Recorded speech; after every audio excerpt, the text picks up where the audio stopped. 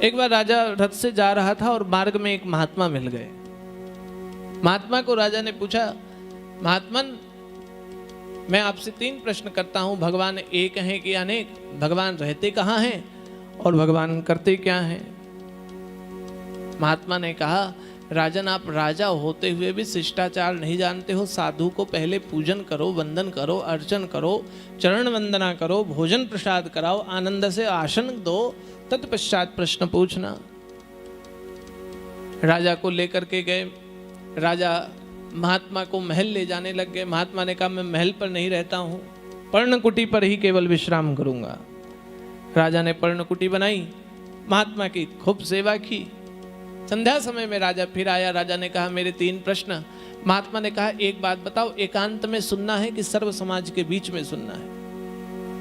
राजा ने कहा, यदि सर्व समाज के बीच में उत्तर मिल जाए तो बड़े श्रेष्ठ की बात, बहुत अच्छी बात होगी। महात्मा ने कहा, फिर हमको भी कोई जल्दबाजी नहीं है, सर्व समाज के बीच में मैं यह उत्तर दे दूंगा।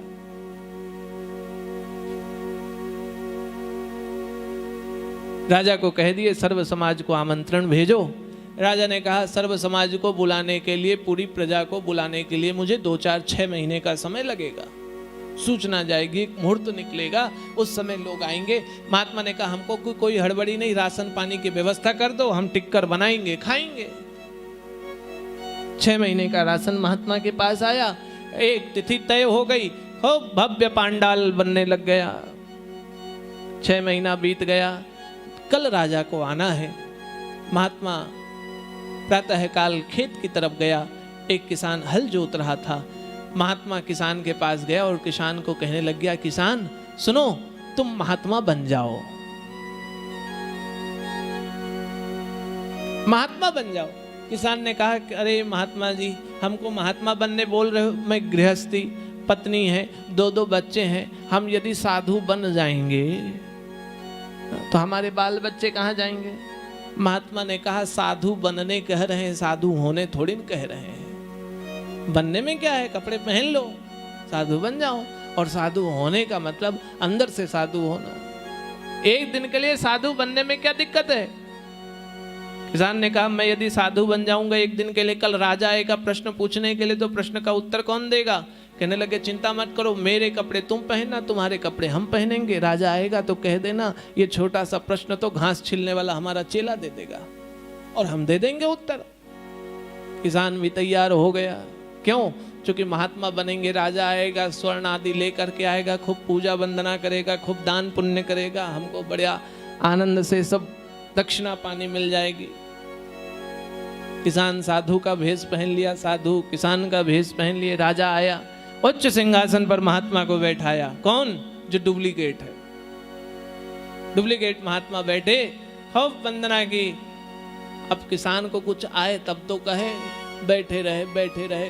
राजा ने कहा, माँ बाबा जी, हमारे 3 प्रश्न।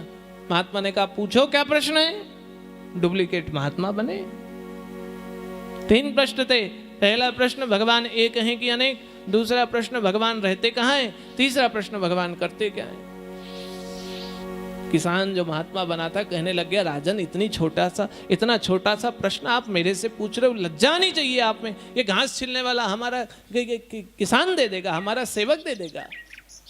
राजा को बड़ा बुरा लगा, पूरे समाज के बीच में मेरी इतनी बड़ी बदनामी, पूर्ण समाज के बीच में मेरी इतनी बड़ी बदनामी कर दी। राजा को बड़ा बुरा लगा, लेकिन प्रश्न का उत्तर जानना था, जिज्ञासु था राजा। शांति से बैठे रहा। राजा ने कहा, अरे किसान महाराज, आप ही बता दो।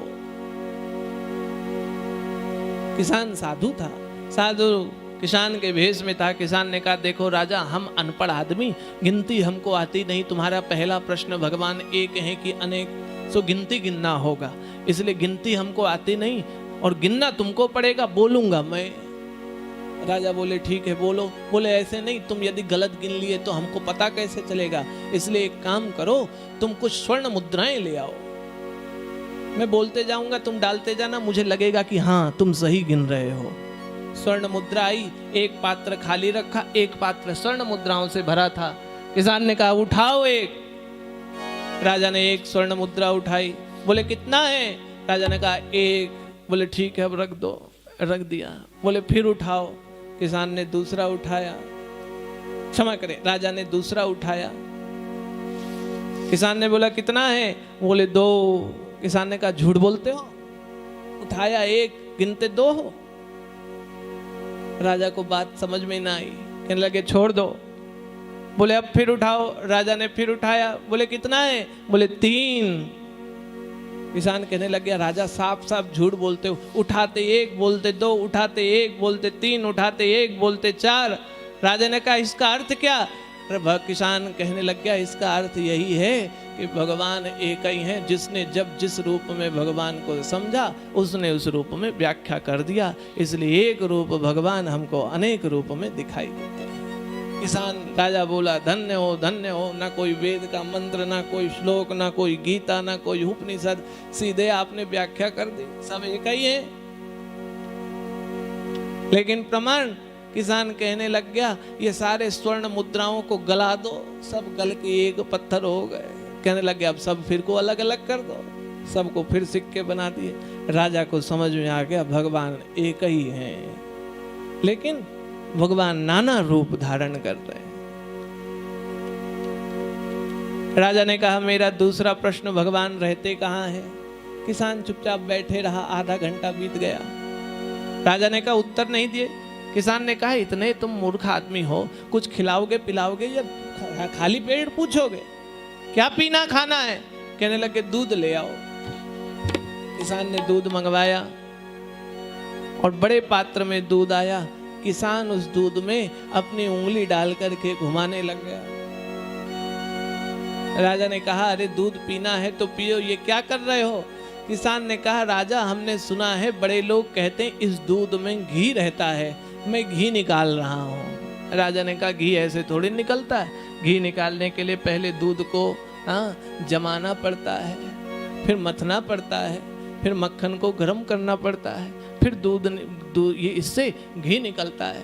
राजा ने जैसे ही कहा किसान कहने लग गया अरे राजन, इसीलिए पहले आपको आसन में बैठना होगा, मन को एकाग्र करना होगा, पहले जमना होगा, फिर आत्म मंथन करना होगा, आत्म मंथन से निकले हुए फिर उसको तप में अपने शरीर आदि इंद्रियों को तपाना होगा, तब जा करके आपको भगवत प्राप्ति होगी। ऐसे भगवान इस संसार में रहते हुए भी सबको दिखाई नहीं देते हैं। सर्वव्याप्त भगवान के लिए अपने आप को इस प्रकार जब तपाओगे तब भगवान का दर्शन होगा। राजा ने कहा धन्य हो, बड़ा सुंदर उत्तर दे दिया, लेकिन भगवान करते क्या हैं? किसान कहने लग गया राजा ये बताओ गुरु मैं हुआ कि तुम? कहने लगे उत्तर आप दे रहे हो तो गुरु आप ही हो, समझा आप रहे हो तो गुरु आप। तो कहने लगे उच्च सिंहासन पे गुरु बैठता है कि राजा? कहने लगे गुरु। तो कहने लगे आप नीचे बैठो, हम ऊपर बैठते हैं। किसान को राजा ने ऊपर बैठा दिया और राजा नीचे बैठ गया। बैठे रहा, 1 घंटा 2 घंटा बीता, राजा ने कहा उत्तर नहीं दिए। किसान कहने लग गया यही तो उत्तर है, राजा को प्रजा बना दिया और प्रजा को राजा बना दिया। भगवान यही करते हैं, भगवान और कुछ नहीं करते।